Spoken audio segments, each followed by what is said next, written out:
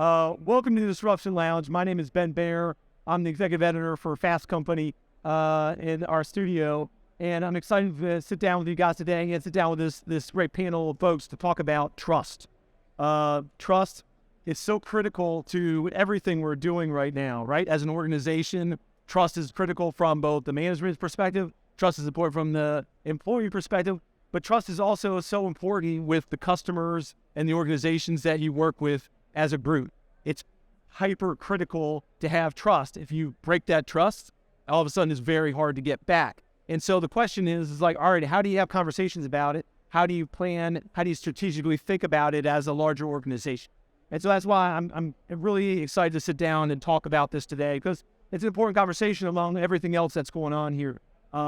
So let's get a sense of where things are with trust. I would really like to hear sort of like kind of in the last 12 months, if there's any specific examples of organizations that can sort of bring up this specific area of trust to share with us in terms of like the stakeholders and how they're responding to this area of trust. David, you want to start with us and share a little bit about that? Yeah, absolutely. And, before I get into how they're responding to the situation of trust, I just maybe want to take a minute to clarify or underscore why trust is important, right? And we did a survey recently, and what we found is it is very critical in customer acquisition, retention, loyalty, and so on. It immediately impacts the downstream performance of the company, of the organization that is trusted, right? If it's not trusted, it's a reverse impact on their performance. And I'll put just one stat from that survey. 82% of the customers that were surveyed said if they trust a company highly, they are likely, very likely, to almost exclusively just buy from that company. So that's a direct correlation between trust and performance, right? But in terms of how companies have been responding to trust situations, I mean, look, it's been all over the map, right? As one can expect, there's a spectrum. I would say the low end of the spectrum, companies have they've really done nothing. And that's been an impact directly to their performance, to their brand, and they've just absorbed that, which is, I think, not a great way to go.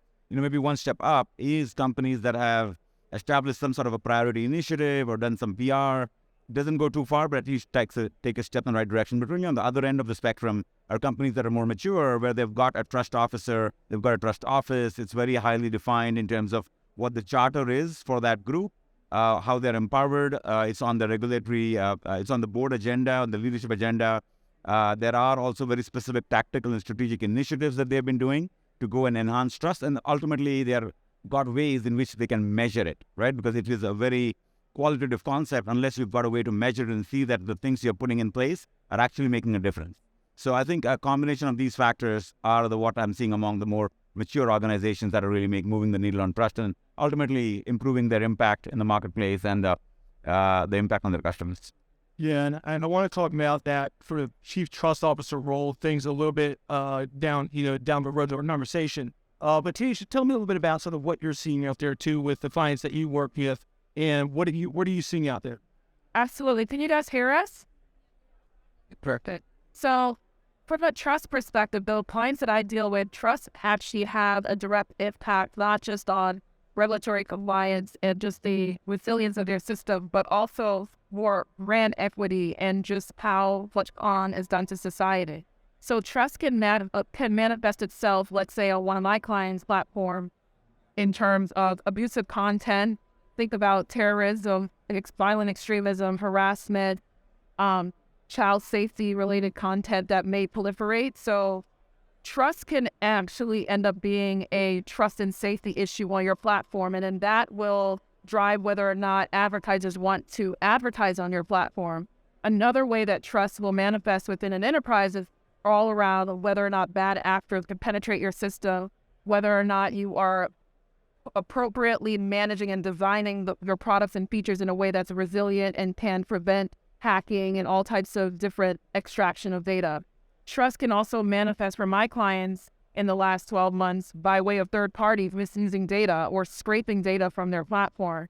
So at the end of the day, trust is really around how do you ensure that your brand equity with your users and regulators are sustained, and that users and consumers of your product and services feel as though that they are safe when engaging and transacting with you, but also can trust the information that you're giving them and their data and the data that they're providing you. So those are the type of issues that my client deal with. And it's like every day their trust posture is being attacked and stress test.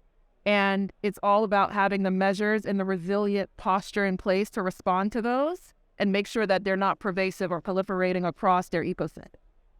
Yeah, and I'm sure there's a spectrum, right, of that approach, because there's always this balance between being open and having your platform be open and then moderating that platform, which I say moderation is a whole other issue to have to address. But so what is the sort of advice generally about, all right, for a brand when an equity is about trust, how do you balance that openness versus moderation piece from what you see out? It's really about a couple things from the entity and the enterprise perspective. It's really about what is your risk tolerance? What is the brand that you want to have, right? What's the commitment you've made to your users? And then from the next side of the house, it's really around what expectations have you set with regulators, and regulators have of you. So for example, you may have a client that has zero tolerance when it comes to child safety, meaning, of course, you may have child exploitative materials that you want to take down, but you may want to post a picture of your child at the beach in their swimsuit. A company may say, our risk appetite is low, so we have zero tolerance, so they'll take that down. But then the impact to you as a user in terms of your fundamental rights and your freedom of actually being able to, express yourself and post your material. So there's always this like balance of not just brand and what you want to do and your trust tolerance, but also harm and managing the fundamental rights of users and citizens across the various countries of the world. Yeah, it's a challenging thing to do, especially as you get more users and they want to be on there and they feel like they have freedom. Right. And ultimately, it's a private platform in most cases or whatever else. But I think the risk you run is that if you don't have those policies in place, the regulation piece will come down on it if you don't have it. Griff, what's your perspective on this? I mean, I think companies are building and losing trust in every interaction with customers, with employees every single day. You look at some of the stuff that happened back over the holidays, it seems like a long time ago, but with the airline industry and some of the airlines that had issues. And even when you go and get on a plane every day, I know that I personally, when I get more communication, more transparency around why a flight might be delayed, it's more palatable to me. It feels okay that it might be delayed versus when it's a black hole and you don't know what's going on. So I think that it all, to me, comes back to being as transparent as you possibly can. Well, to your point, not necessarily risky business models, risky, other forms of trust and safety. But I think that if companies get show intent and show that they're confident at doing that and be transparent about it, they can build a lot of trust and figure out. Okay. And I imagine that transparency issue, Dave, and it's challenging that to get some companies to do. They may not be equipped to be transparent as much. Right. Used to sort of saying, all right, I send out a quarterly release, and that's my transparency. But Right. when you have a lot more consumer facing, what advice do you give the companies as they're talking through these issues about transparency, and how do you make sure that you manage it properly so you don't have a major mistake? I think it's a multifaceted problem because, like you said, I mean, it is not an easy problem to solve with, but because there are a few different things companies have to consider. One is, how do they measure whether something they're doing is having a net positive or negative or neutral impact? Now, how do they maximize the impact of the things they're doing, right? So one of the challenges companies have as they're trying to build trust is, well, what are the attributes and the signals to measure? How do you establish that baseline measurement? Then, what are the activities to do to up the results of trust? Right. And Chris talked about some examples. Maybe it's higher communication. Maybe it is, putting policies that are public. Maybe it's outreach to the customers. But what is it that is impacting and improving trust? And then ultimately having an ongoing way to measure what the levels of trust are and what is being impacted. I think that is the baseline. But then there are a lot of technical challenges with this issue in that, and I'll get into a little bit of detail, right? But for example, centralized management, right? So if you think of a company that is selling across multiple different channels, having a centralized way to manage users' preferences, consent of what data they can share across these different platforms, it's a pretty hard thing to do, right? All the systems have to be integrated, that data has to be processed, that consent has to flow across systems. Maybe there's consent on one platform, there's contradictory on another platform. Also processing data systems that are maybe structured and unstructured at the back end. So that's a challenge. So centralizing that is a problem, right? The second piece is the fact that there are changing regulations. Tanisha touched upon this earlier, but regulations are changing, and it's, cookies, third-party cookies have gone away, right? So that's a problem where you could really track what the person is, and now it's hard to do that. There are changing regulations at the state level, the country level, right? Almost everything about the customer is starting to feel like it's become personal, right? Including a login attempt, IP address. So what is it that is personal data versus not personal data, right? So there's those pieces. And then ultimately, there is not necessarily also an understanding among the customers or consumers about what consent they've given to what systems and what that means, right? So I think it's a combination of factors that are challenges, and companies are trying to work on all of these things to try and improve their narrative or improve their position. Yeah. Tanisha, is there, when you talk about data collection and measuring how you're doing as a company, what are some of the things that you advise or you recommend when you're talking to clients and customers about, all right, here's the best practices, here's things you should be thinking about? When it comes specifically to trust, it's really, I think the question to ask is, who do you want to trust you, right? So you go to those companies, you go to those brands and say, who do you want to trust you? You want your users to trust you? You want your employees to trust you? You want regulators to trust you, your board to trust you. So once you understand your stakeholder ecosystem and what their trust pillars are, then you can implement those strategies and then measure them. So what do I mean? So from a customer perspective, if you want your customer to trust you, you do need to lean on transparency. How are you using my data? Do I have the right to opt out? Do I have the right to restrict who you share my information with? Allowing users to have their rights and being transparent about what you're doing with their data, why you're doing it, incentivizing them, making sure they see the ROI. When you talk about employees, I know that you've seen in the news a lot of whistleblowers, right? So how do you establish a strategy that your entire workforce can get behind that? And you know, the younger generation is very much into purpose-driven things. So a lot of companies have to really double down on their mission and vision and strategy. And how can you galvanize your workforce to trust that your business practices align with your code of conduct? And how do you make sure you are monitoring insider threat when that is being abused, right? So how do you establish that trust with users? And then when we're talking about regulators, a lot of regulations coming out of Europe is now mandating a third-party independent audit. FTC is mandating a third-party independent audit. So you can demonstrate that you are doing what you need to do and your brand is trusted and our citizens can trust you. So I think once you understand your ecosystem of shareholders that you need to show threat equity to, then you put those measurements in place and then you'll say, how transparent are we? Do we do sentiment assessments or analysis with our users to see if they feel like we're being transparent? How many breaches are we having? How many complaints are coming in, going directly to the regulator versus coming into the company? So I think I think it's important to look at the ecosystem of shareholders that you owe trust equity to, and then you look at the threat vectors and see how you can put measures in place and demonstrate that you should be trusted. Yeah.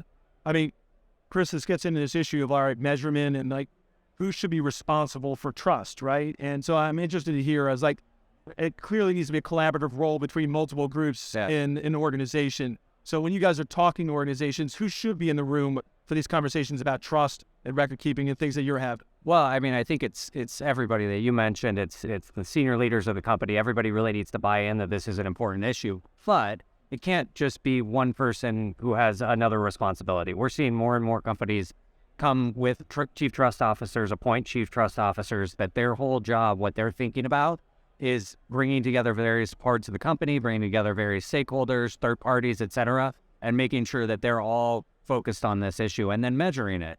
To your point, you need to look at who you want to have trust you and who's important, but then you also have to define what that means to you. Everybody, we go into conversations and everybody says, you ask, is trust important? And they say, of course it is. But then you say, well, how do you measure it? And the conversation goes, no. And so it's really important to define what those things are, measure them over time, and see what you're doing, how that might elevate or lose trust over time. And companies that are doing that from a centralized place as a chief trust officer are starting to get out in front of this. So Dave, with a chief trust officer, if that doesn't exist in an organization, what do you advise the companies to say, all right, what should the role be and who should it report into? Where should it sit in the matrix of an organization? Yeah, I mean, it's a good question. And more and more companies are starting to have a chief trust officer. Either they already have one or they're going to appoint one in the next 12 months. But what we are also seeing fairly substantially is there is a senior C-suite executive that might be assigned the role, right? Not as that title, but, the responsibilities of that role, or they're going to assign one. But short of it is in terms of whether they have one or not, whether a company has a chief trust officer or not, I think there are a few things that they have to do, which also gets into, who they report to. But part of it is, having, it's an imperative to have communication down from the top to the company, right, leaders, about the fact that this is important and how it's very highly prioritized for the company. Establishing the trust office, right, establishing the governance around it. So it's not just, to Chris's point, just one person whose responsibility is trust. It is governed by senior executives in the organization who all have a say and all have an ability to impact and shape the trust that the company is going to get, right? So there's that ability to measure is key, right? So putting that in place. And then ultimately, having a visibility to this at the leadership and board levels is key, right? And keeping that on the agenda every quarter, every 6 months, so that conversation doesn't die out, right, after the last incident goes away. So I think that is key. In terms of reporting relationship, look, as long as it's a senior executive that is having a direct line of sight to, like maybe the C-suite or the board, I think it's fine, right? It should not be some manager sitting, 10 levels deep in the organization. That person is not going to be able to accomplish. So as long as it's a senior executive, which is a direct connection to the leadership team, there's not a wrong answer there. Yeah, so you don't want this role to be something where it's like, okay, we have a chief trust on a checkbox. Yeah, we're good. Exactly. Right, and there has to be sort of like actions behind it. So Tanisha, what are some of the other actions that you recommend to clients if they're going to have a chief trust officer or they have one, that they make sure they follow through on it so that it's effective? I think it goes back to defining what trust means for them. So the way that I've seen it manifest, so I primarily focus on TMT, technology, media, and telecommunication. So for example, one of my telco clients said, I don't know if you've seen some of the stats, telco is the lowest rated in terms of trust. I don't know why, but from a consumer sentiment perspective, that's a thing.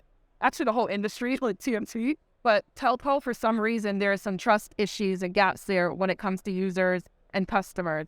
So the chief marketing officer of this telco company said, what are some levers of trust? We don't have room in our organization to create a chief trust officer org, but what are other levers of trust that we can pull to drive trust up with customers? So what you saw happen was the chief strategy officer, the CIO and the CMO met with the chief privacy officer and said, wait, we can use privacy, up our privacy game, actually make privacy a competitive advantage and put that within our brand strategy to increase trust with users.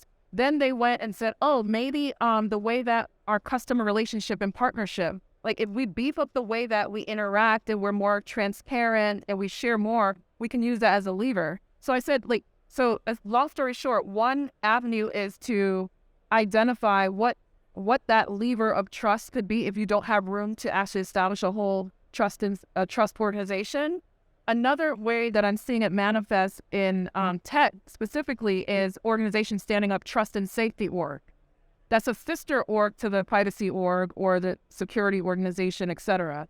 And what they're doing is really around platform kind of content moderation that we're talking about. How do we keep our platform safe? How do we keep our users safe?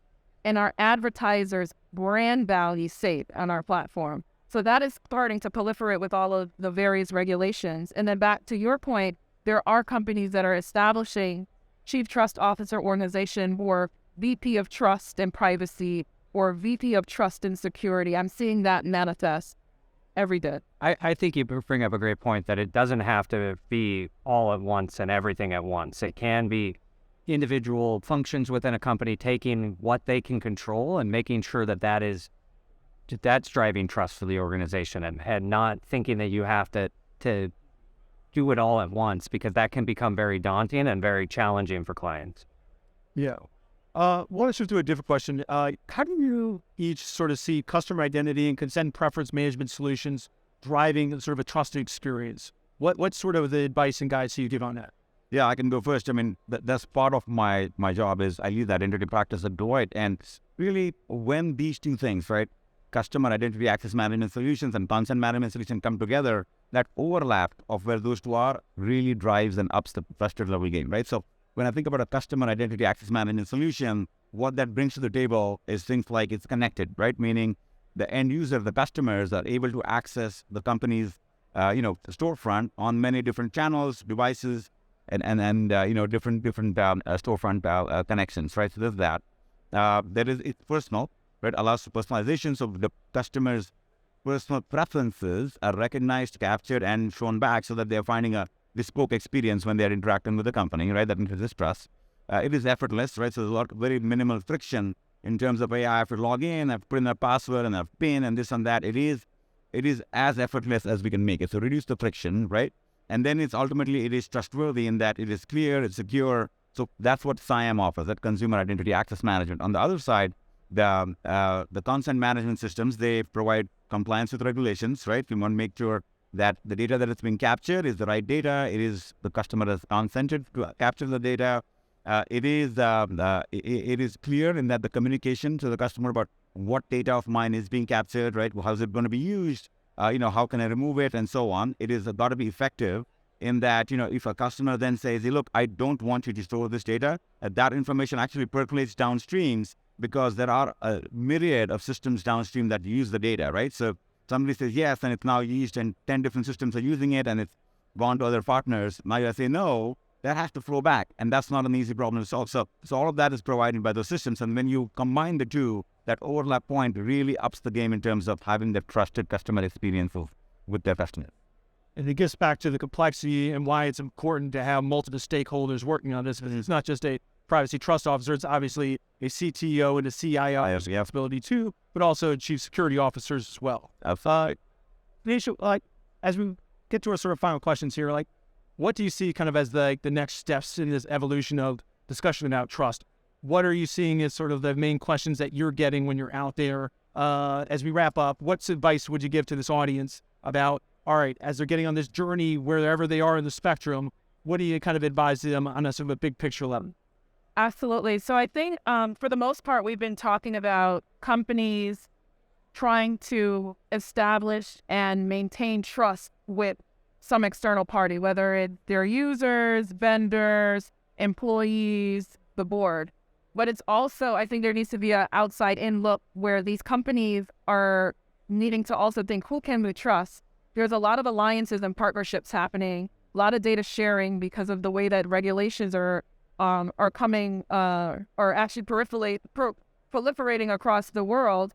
And companies should think about what trust vectors can we what trust vectors are there? What trust measures we can put in place to make sure who we're partnering with, when the advertising our customers, we can trust them because they're going to become part of our ecosystem and infrastructure. But then how do we build trust equity with our users, consumers, regulators, and the board? So I think having that two-dimensional look and establishing a strategy around that should be the first pillar. And that also then gives you the ability to report on that you're doing what you need to do from a content moderation compliance perspective, privacy perspective, security perspective, but also ESG, right? So I think understanding the scope of trust and how it enabled all of these other areas and having that two-dimensional outlook will be critical. Chris, what about you? Advice, I know you're talking to a lot of clients out there too. What's the advice you're giving a big picture level? I mean, very simply, define it and measure it and start. And don't feel like you have to do it all at once, going back to the previous points. If you start somewhere, people will see that it's something that matters. It matters to organizations, it matters to companies, it matters to customers. And if you start somewhere, it will build on itself. But you really have to define first what you're measuring, and then just start measuring that and how your actions impact that. Yeah. So I think we heard a lot today about defining and measuring, but also being transparent about it, both internally and externally with organizations. Again, thank you all for sharing your viewpoints on this. I think we definitely have more, obviously, to discuss on this topic. Imagine we'll be back here again next year, seeing how far we've gone with this. So again, thanks to everybody else. A round of applause for our great. Thank you. Thank you.